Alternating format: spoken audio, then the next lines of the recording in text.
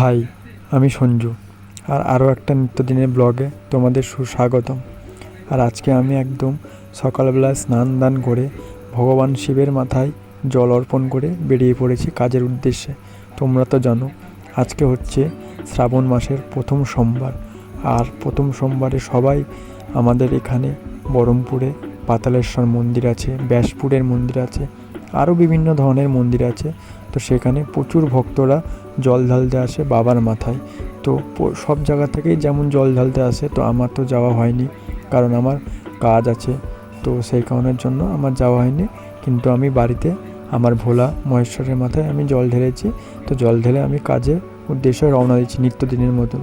আর এখানে দেখতেই পাচ্ছ কাশিমবাজার স্টেশনে সবাই বাঁক নিয়ে আসছে হাতে করে, হয়তো তারা তাদের জল ঢালা হয়ে গেছে, এবার তারা গন্তব্যস্থলে তারা বেরিয়ে যাবে। প্রত্যেকজনের বিভিন্ন জায়গায় বিভিন্ন তাদের বাড়ি আছে, যেমন কাউরি বেলডাঙ্গা, কাউরি ভাপ্তা, কাউরি রেজিনগর। তারা হয়তো বিভিন্ন জায়গা থেকে এসে আমাদের বহরমপুরে পাতালেশ্বর মন্দির আছে, ব্যাসপুরের মন্দির আছে, সেখানে জল ঢালতে আসে। আর সেখানে জল ঢেলে তারা এখন নিজের নিজের বাড়ির দিকে রওনা দিচ্ছে। আর আজকের ওয়েদারটাও দেখো, একদম বৃষ্টি মুখর ওয়েদার। আর সেই ওয়েদারের মধ্যেই আজকে আমাকে কাজে বেরোতে হবে। কাজ তো করতেই হবে নিত্যদিনের মতন, তাই না? কাজে তো অফ দিলে হবে না, কারণ আগের দিন সানডে গেছে, সানডে ছুটি খেয়েছি। তো সানডে ছুটি খাওয়ার পর আজকে হচ্ছে মনডে, তো আমাকে তো আজকে কাজে বেরোতে হবে। তাই ভগবান ভোলা মহেশ্বরের নাম নিয়ে আজকে কাজে বেরিয়ে পড়েছি। আর আজকে ট্রেনে কত ভিড় তোমরা দেখতেই পাচ্ছ। ট্রেনে ভিড় হওয়াটা স্বাভাবিক ব্যাপার।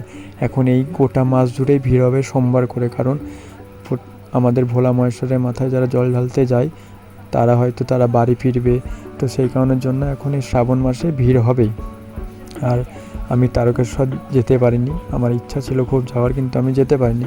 বাট যাব কোনো একদিন। এর আগে আমি গেছি তারকেশ্বর আগের বছর, বাট এই বছর যাওয়া হয়নি কাজের চাপের জন্য।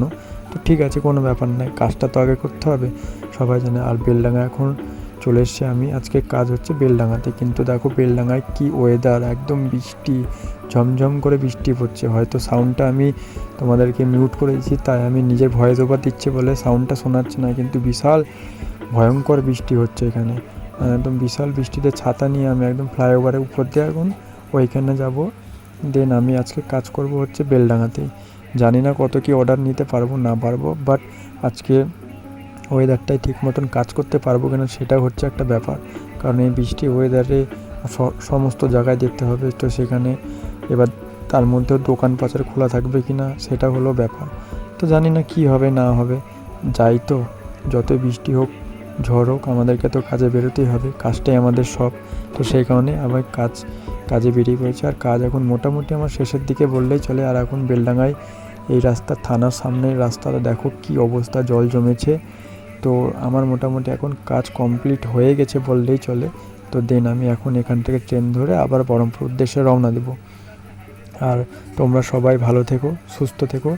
আর শ্রাবণ মাসে সবাই ভোলা মহেশ্বরের মাথায় জল ঢেলো, আর প্রার্থনা করো যেন সবাই সুস্থ থাকে, ভালো থাকে, ভালোভাবে তোমরা কাজ করো।